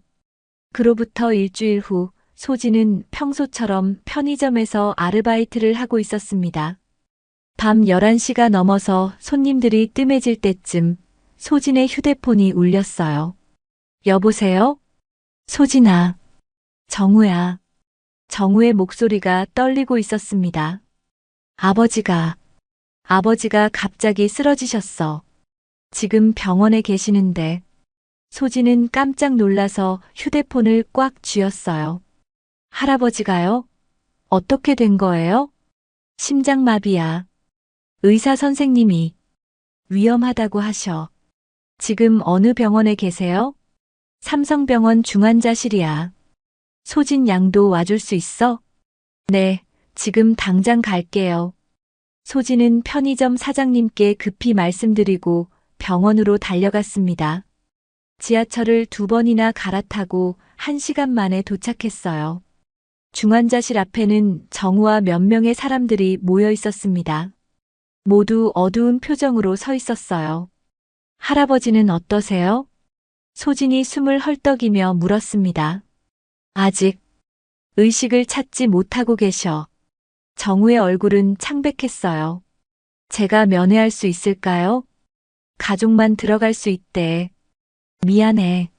소진은 중환자실 문 밖에서 밤새 기다렸습니다. 딱딱한 의자에 앉아서 성태준 회장이 깨어나시기만을 기도했어요. 새벽 5시쯤 정우가 중환자실에서 나왔습니다. 눈이 빨갛게 충혈되어 있었어요. 할아버지, 돌아가셨어요. 소진은 그 순간 무릎이 꺾이는 것 같았어요. 안 돼요. 할아버지. 소진은 중환자실 문에 기대서 울었습니다. 일주일 전에 그렇게 건강해 보이셨는데 갑자기 돌아가시다니 믿을 수가 없었어요. 소진 양, 고마워. 아버지 마지막 순간에 소진 양 이야기를 하셨어. 정우도 눈물을 흘리며 말했습니다. 장례식장은 성신그룹 본사 건물 지하에 마련되었어요. 온갖 화환들이 질비하게 늘어서 있고 수많은 사람들이 조문을 왔습니다. 정치인, 재벌들, 유명인들까지 모두 성태준 회장의 마지막 길을 배웅하러 왔어요. 소진은 조용히 한쪽 구석에 앉아서 성태준 회장의 영정사진을 바라봤습니다. 사진 속의 할아버지는 따뜻하게 웃고 계셨어요. 할아버지, 정말 고마웠어요. 제가 받은 사랑 평생 잊지 않을게요. 소진은 조용히 중얼거렸습니다. 그런데 3일장 마지막 날 예상치 못한 일이 벌어졌어요. 성태준 회장의 유언장이 공개된 거였습니다. 변호사가 유족들과 주요 인사들 앞에서 유언장을 읽기 시작했어요. 고인께서는 성신그룹 지분의 50%를 아들 정우에게 30%를 각종 재단에 기부하며 모든 사람들이 숨을 죽이고 들었습니다. 그리고 나머지 20%의 지분과 강남 본가, 그리고 현금 100억 원을 김소진에게 유증한다고 명시하셨습니다. 장례식장이 순간 조용해졌어요. 그리고 곧 웅성거리는 소리가 터져 나왔습니다. 김소진이 누구야? 재벌가와 무슨 관계가 있는 사람이지? 소진은 자기 이름이 불린 것에 깜짝 놀라서 일어섰어요. 모든 사람들의 시선이 소진에게 쏠렸습니다. 저예요. 소진의 목소리는 떨렸어요. 내가 김소진이야? 정우가 믿을 수 없다는 표정으로 물었습니다. 네, 맞습니다. 장례식장은 완전히 소란스러워졌어요. 기자들이 소진에게 몰려들기 시작했습니다. 김소진 씨, 성태준 회장과 어떤 관계입니까? 유산을 받게 된 이유가 뭔가요? 혹시 숨겨진 손녀인가요? 소진은 플래시 세례에 눈이 부셔서 제대로 앞을 볼 수가 없었어요. 저는 그냥 답변해 주세요. 어떻게 이렇게 큰 유산을 받게 되신 건가요? 기자들의 질문 공세가 계속됐습니다. 소진은 어쩔 줄 몰라서 울음만 터뜨렸어요. 정우가 기자들을 밀어내며 소진을 보호했습니다. 지금은 장례식장입니다. 질문은 나중에 받겠습니다. 하지만 이미 늦었어요. 기자들은 이미 충분한 사진을 찍었고 기사거리를 얻었거든요. 그날 저녁 뉴스에는 10,000원으로 재벌가에 들어간 여고생이라는 자극적인 제목이 나왔어요. 소진의 사진과 함께 성태준 회장과의 만남, 유산 상속까지 모든 이야기가 방송되었습니다. 다음 날부터 소진의 일상은 완전히 바뀌었어요. 학교에 가면 친구들이 모두 소진을 피했습니다. 소진이 완전 대박이네. 재벌 됐잖아. 근데 좀 이상하지 않아? 일주일 만에 그렇게 큰 돈을 물려받다니. 혹시 뭔가 꿍꿍이가 있었던 건 아닐까? 친구들의 수군거림이 소진의 귀에 들렸어요. 선생님들도 소진을 대하는 태도가 달라졌습니다. 어떤 선생님은 지나치게 친절했고 어떤 선생님은 조심스럽게 거리를 뒀어요. 소진아, 괜찮니? 담임 선생님이 소진을 불러서 물었습니다. 선생님, 저는 그냥 평범하게 지내고 싶어요. 그래도 이제 내 처지가 바뀌었으니까 조심해야 할 것들이 있어. 그날 오후 정우가 학교로 소진을 찾아왔어요. 소진 양, 이야기 좀 하죠. 정우는 차가운 표정으로 말했습니다. 내가 뭘 안다고 감히 우리 아버지를 건드렸어? 저는 아무것도 안 했어요. 그냥 어려우신 할아버지를 도와드렸을 뿐이에요. 그깟 10,000원으로 성신그룹을 흔들 수 있을 것 같아? 아버지가 돌아가시고 나서 이제 진짜 시작이야. 정우의 목소리는 차가웠어요. 유산 포기 각서에 서명해. 내가 받을 자격이 없어. 저는 돈을 바란 적이 없어요. 그럼 포기하는 게 어렵지 않겠네. 서명해. 정우는 서류를 소진 앞에 내밀었습니다. 아니에요. 할아버지가 저에게 주시려고 한 마음을 무시할 수는 없어요. 그럼 후회하게 될 거야. 정우는 서류를 다시 집어들고 돌아섰어요. 내가 뭘 상대하고 있는지 알게 될 거야. 그날 밤 소진은 집에 돌아와서 어머니께 모든 이야기를 했어요.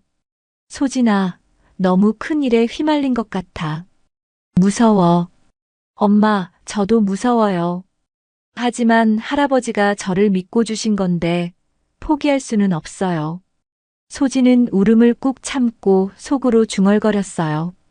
할아버지, 제가 잘할 수 있을까요? 정말 무서워요. 유산 상속 발표 후 이틀째 소진의 어머니가 운영하던 작은 분식집에 갑작스럽게 보건소 직원들이 들이닥쳤습니다. 위생 점검 나왔습니다. 직원들은 냉정한 표정으로 가게 구석구석을 뒤지기 시작했어요. 어머니는 허리가 아픈 몸을 이끌고 직원들을 따라다니며 설명했습니다. 저희는 항상 깨끗하게 관리하고 있는데요. 여기 냉장고 온도가 기준치를 초과했네요. 그리고 이 그릇들, 세척 상태가 불량합니다. 아니에요. 어제 막 닦았는데요.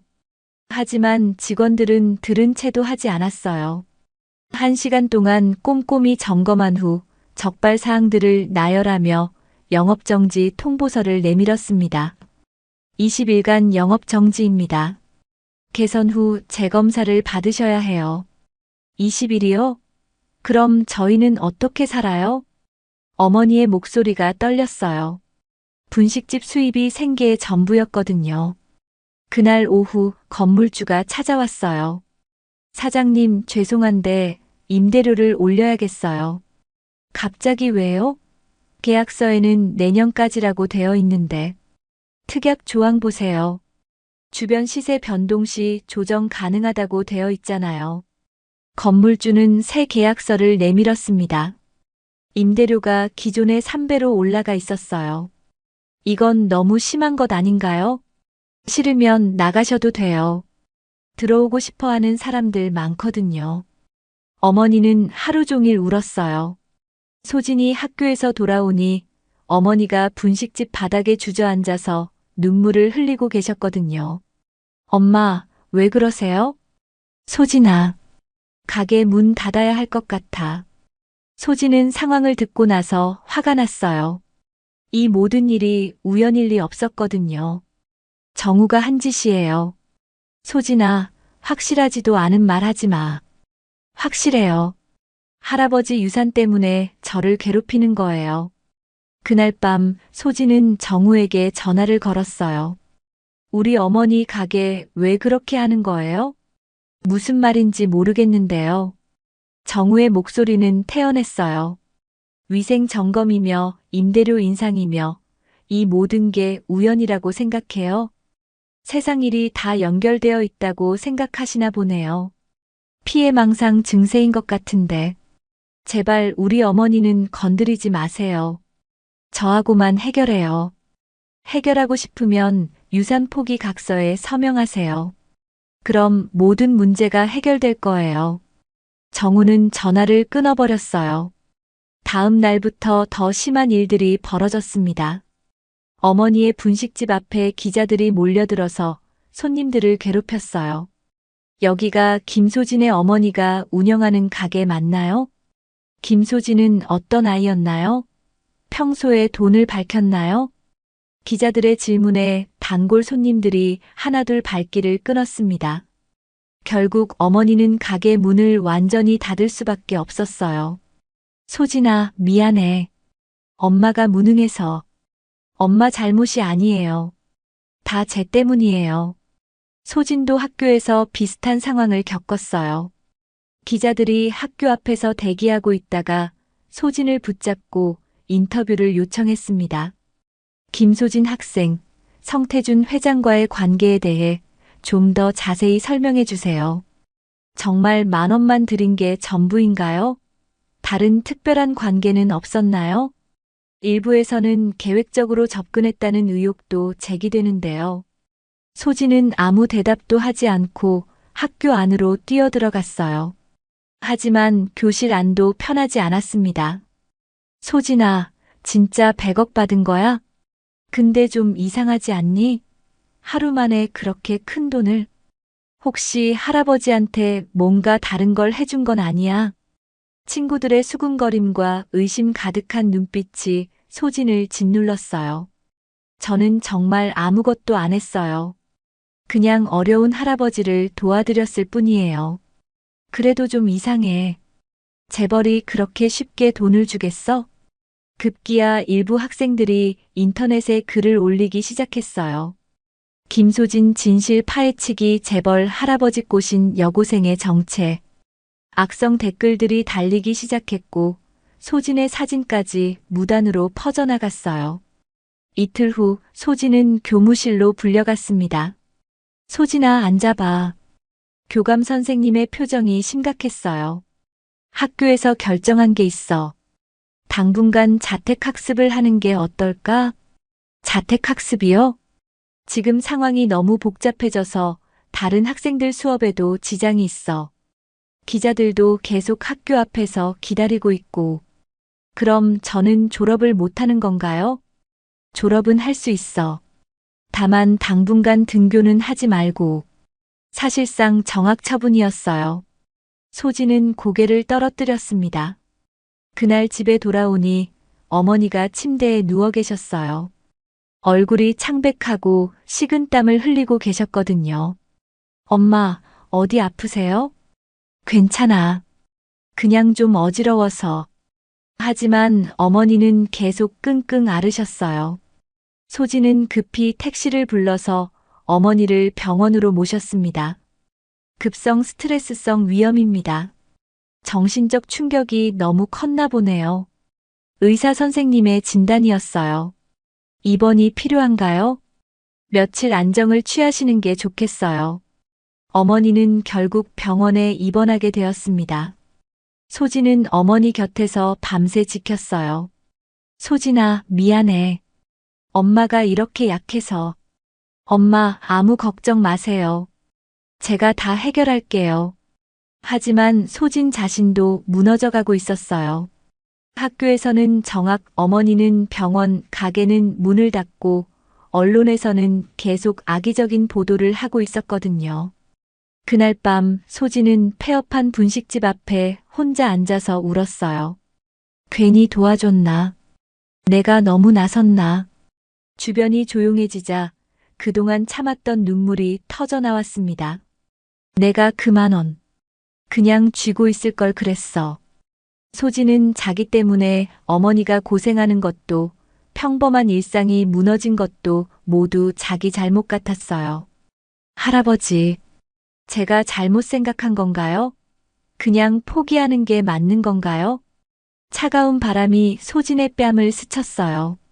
분식집 간판이 바람에 덜걱거리며 쓸쓸한 소리를 냈습니다. 그때 소진의 휴대폰이 울렸어요. 모르는 번호였습니다. 여보세요? 김소진 양인가요? 저는 성신그룹 법무팀 최 변호사입니다.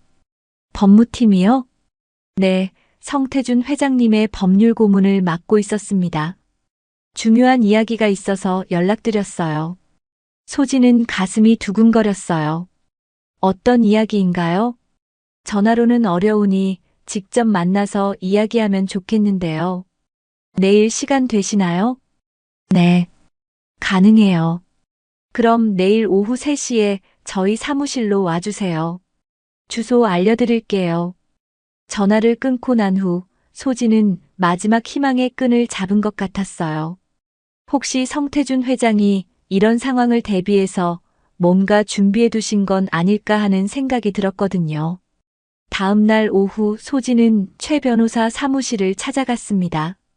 강남 한복판의 고층 빌딩 20층에 위치한 사무실이었어요. 소진 양, 오느라 수고했어요. 최 변호사는 50대 중반의 인자한 인상이었습니다. 성태준 회장님과는 30년 지기였어요. 회장님이 소진 양에 대해 정말 많이 이야기하셨거든요. 할아버지가 저에 대해 말씀하셨다고요? 네, 마지막까지도요. 그래서 이 편지를 드리려고 해요. 최 변호사는 봉투 하나를 소진에게 건네줬어요. 회장님이 직접 쓰신 거예요. 만약의 일에 대비해서 저에게 맡겨두셨습니다.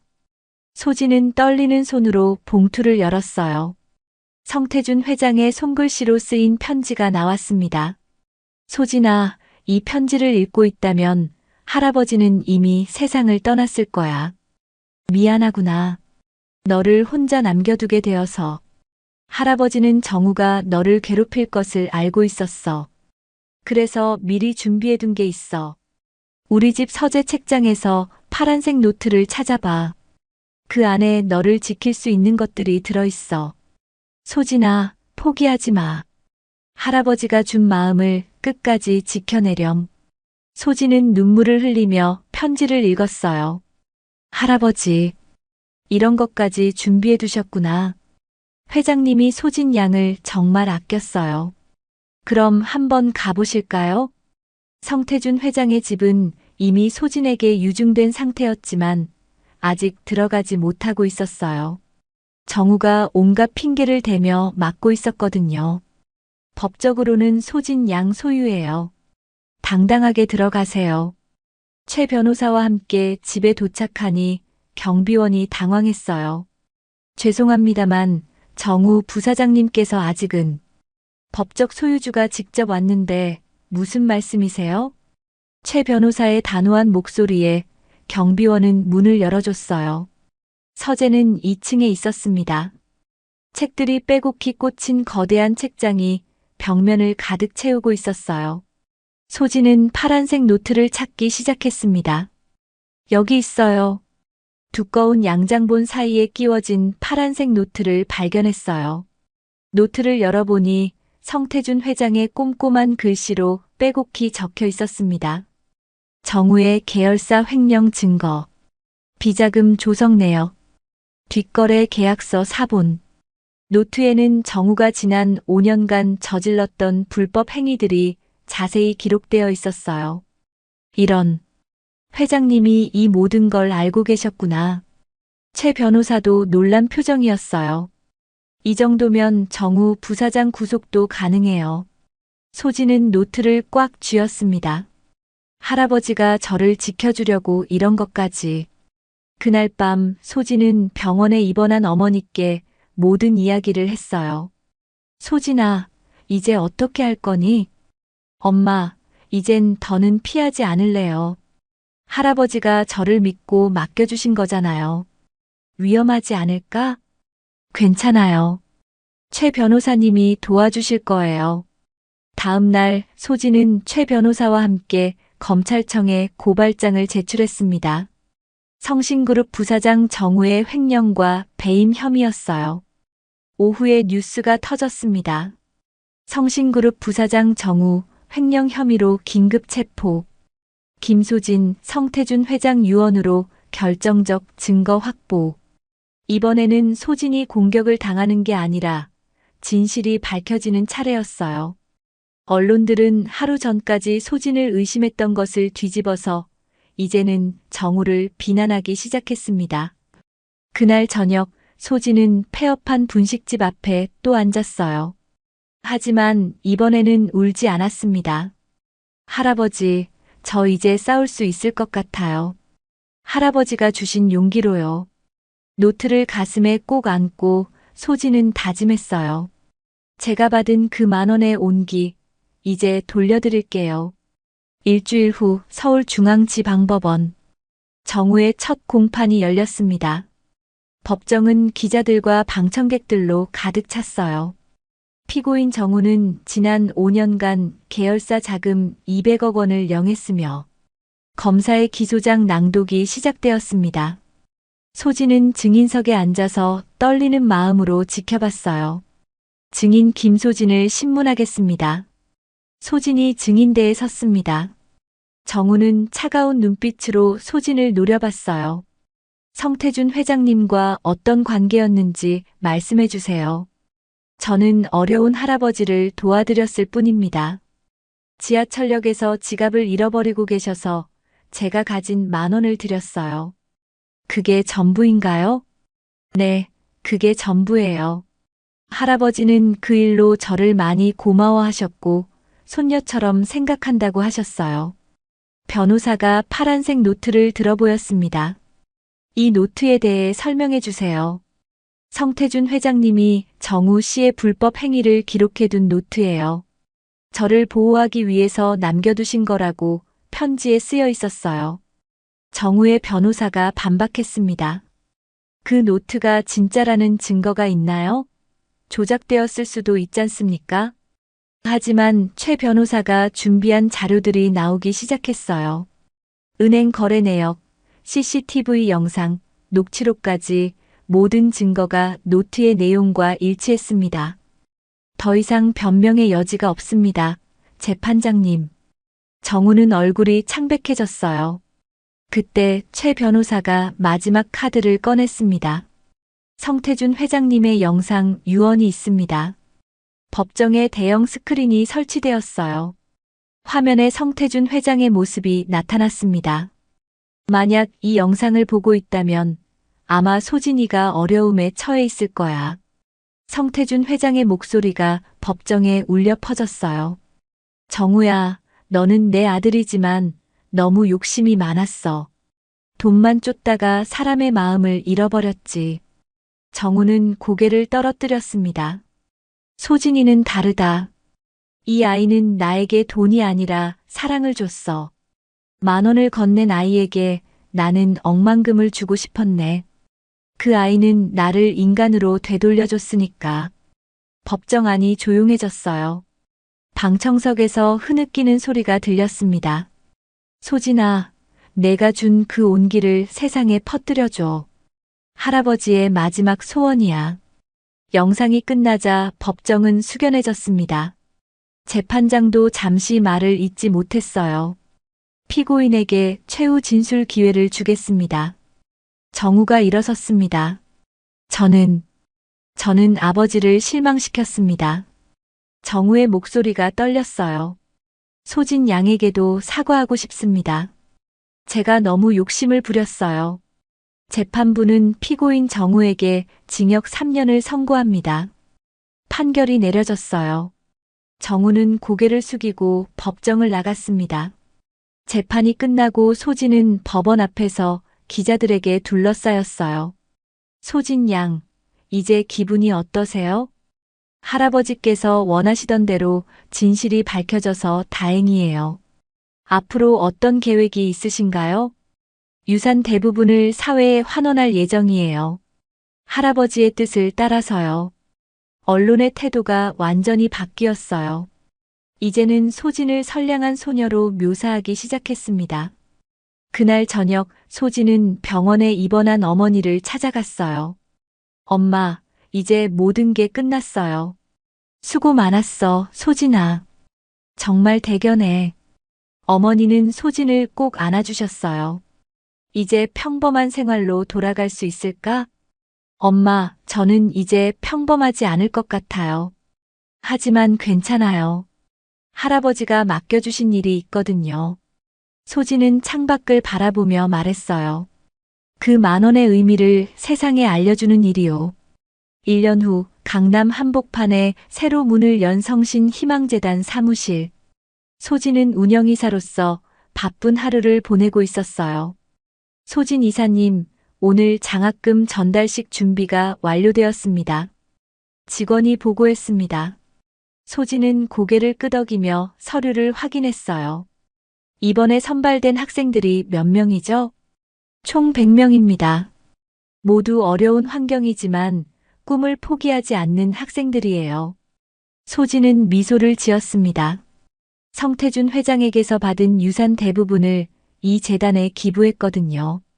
자신에게 필요한 최소한만 남기고 모든 걸 사회에 환원했어요. 오후 3시 장학금 전달식이 시작되었습니다. 소진은 단상에 올라서 학생들을 바라봤어요. 1년 전 자신과 똑같은 눈빛을 한 아이들이었습니다. 여러분, 안녕하세요. 저는 김소진입니다. 박수 소리가 울려 퍼졌어요. 저도 여러분과 똑같이 어려운 환경에서 자랐어요. 편의점 아르바이트를 하면서 학비를 벌었고 학원도 제대로 다니지 못했죠. 학생들의 눈빛이 진지해졌어요. 하지만 포기하지 않았어요. 그리고 운 좋게 따뜻한 분을 만나서 도움을 받을 수 있었죠. 소진은 잠시 말을 멈추고 성태준 회장을 생각했어요. 그 돈이 없었다면 저도 여기 없었을 거예요. 그 10,000원, 제 인생을 바꿨으니까요. 하지만 가장 중요한 건 돈이 아니라 마음이었어요. 어려운 사람을 도우려는 마음, 포기하지 않는 마음, 그리고 감사하는 마음이요. 학생들이 고개를 끄덕였어요. 장학금 전달이 끝나고 소진은 혼자 성태준 회장의 묘지를 찾았습니다. 가을 단풍이 아름다운 추모공원이었어요. 할아버지, 잘 지내세요? 저는 할아버지가 원하시던 일을 하고 있어요. 묘비 앞에 꽃을 놓으며 소진이 말했어요. 100명의 아이들이 새로운 희망을 얻었어요. 모두 할아버지 덕분이에요. 바람이 불어서 소진의 머리카락이 흩날렸어요. 할아버지가 저에게 주신 사랑, 이제 많은 사람들에게 나누어 줄 수 있게 되었어요. 해가 지기 시작했어요. 소진은 지하철역으로 향했습니다. 1년 전 성태준 회장을 만났던 바로 그 지하철역이었어요. 역 앞 벤치에는 여전히 사람들이 앉아서 쉬고 있었어요. 그때 소진의 눈에 한 할머니가 들어왔습니다. 낡은 옷을 입고 혼자 벤치에 앉아서 한숨을 쉬고 계셨거든요. 소진은 천천히 다가갔어요. 할머니, 괜찮으세요? 아, 괜찮아요, 아가씨. 하지만 할머니의 표정은 괜찮아 보이지 않았어요. 혹시 뭔가 도움이 필요하시면. 아니에요, 그냥. 배가 좀 고파서요. 며칠 제대로 못 먹었거든요. 소진은 가방에서 봉투 하나를 꺼냈어요. 오늘 아침에 미리 준비해둔 것이었습니다. 할머니, 여기 따뜻한 밥 한 끼 하세요. 봉투 안에는 도시락과 함께 10만 원이 들어 있었어요. 아이고, 이걸 어떻게. 괜찮아요. 저도 예전에 어떤 분께 10,000원을 받았거든요. 할머니는 눈물을 글썽이며 봉투를 받으셨어요. 고맙습니다, 아가씨. 정말 고마워요. 천만에요. 따뜻하게 드세요. 소진은 할머니께 인사하고 지하철로 향했어요. 뒤돌아보니 할머니가 여전히 고개를 숙이고 계셨습니다. 지하철 안에서 소진은 창밖을 바라보며 생각했어요. 할아버지, 이제 알 것 같아요. 그 10,000원의 진짜 의미를요. 돈의 액수가 중요한 게 아니라 사람을 생각하는 마음이 중요한 거였어요. 성태준 회장도 그 마음에 감동했던 거였고요. 집에 돌아가서 소진은 일기를 썼어요. 오늘도 따뜻한 하루였다. 할아버지가 내게 주신 사랑을 다른 사람에게 전해줄 수 있어서 행복하다. 그 10,000원으로 시작된 인연이 이제는 수많은 사람들에게 희망이 되고 있다. 소진은 펜을 놓고 창밖을 바라봤어요. 별이 반짝이는 밤하늘이 아름다웠습니다. 할아버지, 고마워요. 저에게 진짜 부자가 되는 법을 가르쳐 주셔서요. 소진의 하루가 끝났습니다. 내일도 또 다른 10,000원의 이야기가 시작될 거예요. 오늘 영상 즐겁게 보셨나요? 그렇다면 댓글로 여러분이 지금 어디에서 보고 계신지 남겨주세요. 여러분의 소중한 이야기도 꼭 듣고 싶습니다. 항상 함께 해주셔서 감사합니다. 인생 테라스였습니다.